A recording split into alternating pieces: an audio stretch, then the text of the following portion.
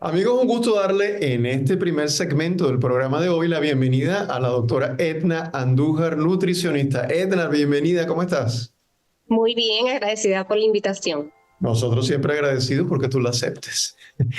Edna, me gustaría que hoy habláramos, nos centráramos en un tema que yo creo que resulta bien importante para la salud y que debemos aprender a manejarlo, y se trata del índice glucémico, que por supuesto tiene que ver con el azúcar y la glicemia, ¿no? Pero bueno, nada, podemos comenzar definiendo lo que es el índice glucémico. Sí, básicamente una escala que clasifica los alimentos y nos dice cuán rápido o a qué velocidad un alimento que contenga hidratos de carbono puede aumentar los niveles de azúcar en sangre. Como mencioné, es una escala que va de 0 a 100. Mientras más alto es ese valor o ese número, quiere decir que con mayor rapidez ese alimento de carbohidrato puede aumentar esos niveles en sangre, convirtiéndose en azúcar básicamente. Así que a grandes rasgos, ¿verdad? Esa es como la definición que se utiliza. Claro, y no nos interesa tener muchos niveles tan altos de glicemia en sangre continuamente, ¿no? Porque hay un momento en que hay un pico alto, se metaboliza, pero la idea no es mantenerlo alto. Y digo yo esto basado en que considero que esto no es saludable, ¿verdad? Definitivamente, por eso es bien importante que tenemos que saber cuál es la clasificación de esos alimentos. Usualmente la escala, como mencioné, va de 0 a 100 y tenemos los alimentos que con un índice glucémico bajo o moderado. Y aquí específicamente podemos identificar alimentos que son altos en fibra, usualmente bajos en grasa, ¿verdad?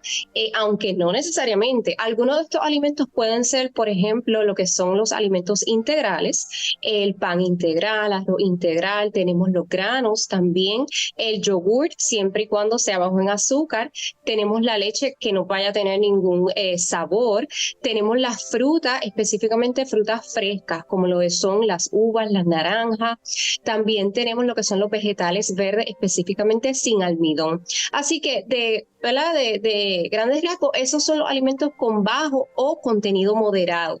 Ahora, cuando vemos cuáles tienen mayor contenido de índice glucémico, se encuentran los alimentos procesados refinados, como por ejemplo lo que es el arroz blanco, las harinas, los cereales refinados, por ejemplo la avena instantánea, ¿verdad? Cuando compramos avena o consumimos avena regular, pues ya esa avena tiene un índice más bajo, pero al procesarla, ya entonces o añadirle azúcar, pues ya ahí, o sea que es importante porque el método de cocción tiene mucho que ver con ese índice glucémico, ¿verdad? Por ejemplo, cuando nosotros hervimos una pasta, más de la cuenta o mientras más se cocine, más mayor índice glucémico va a tener ese alimento. Así que al igual la maduración de la fruta, una fruta mientras más madura, más azúcar va a contener. Así que tenemos que, ¿verdad? No solamente tener en cuenta esa escala, pero sino otras variedades como es el tipo de alimento, arroz blanco versus arroz integral, como mencioné.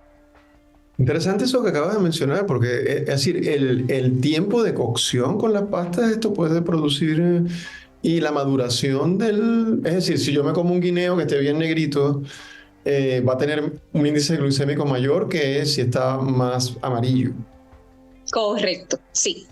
Eso, así la maduración también es otro factor que hace que ese alimento pues tenga mayor cantidad de azúcar, ¿verdad? En este caso azúcar natural, fructosa, pero siempre tenemos que tener mucha precaución y algo bien importante es no ver lo que es el índice glucémico como un factor único, ¿verdad? Tenemos que considerar lo que son el tamaño de las porciones también, que haya variedad en ese plato. Si ya de por sí tenemos, por ejemplo, arroz blanco en el plato, pues vamos a acompañarlo con alimentos de bajo índice glucémico, como una proteína, puede ser un pescado, granos, vegetales, ¿verdad? Y así podemos hacer un buen balance en cuanto al contenido de azúcar en los alimentos. Ahora, Edna, ¿por qué es importante mantener un nivel glicémico bajo, digamos? Importante no solamente a veces cuando pensamos en lo que es el índice glicémico, pensamos en la condición de diabetes.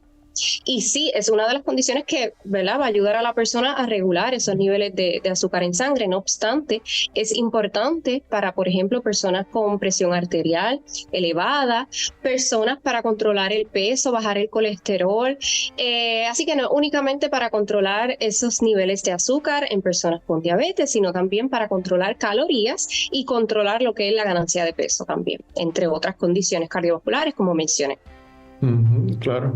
Estaba pensando también en lo importante, no solamente en la cocción, bueno, tú lo mencionaste, sino también en la combinación. Es decir, si no es bueno comer avena, pero si le pones una cantidad de azúcar refinada, daño, digamos, las propiedades positivas que tenga la avena. La combinación de los alimentos y de la forma como se cocina es importante en este tema.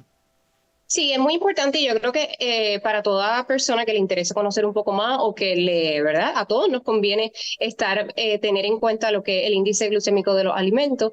Es importante que se lleve a cabo un plan de alimentación junto con su proveedor médico y su nutricionista, ¿verdad? Para que le puedan hacer un plan también de acuerdo a su tratamiento médico, pero a su gusto y preferencia.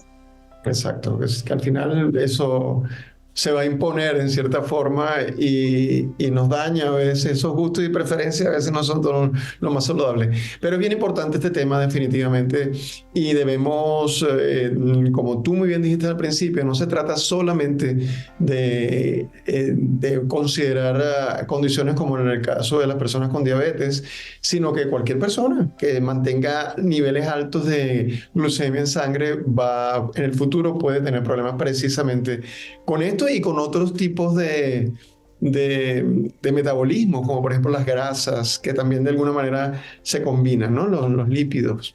Así que nada, Edna, como siempre, un gusto haberte tenido en el programa, agradecidos y nada, será hasta una próxima ocasión.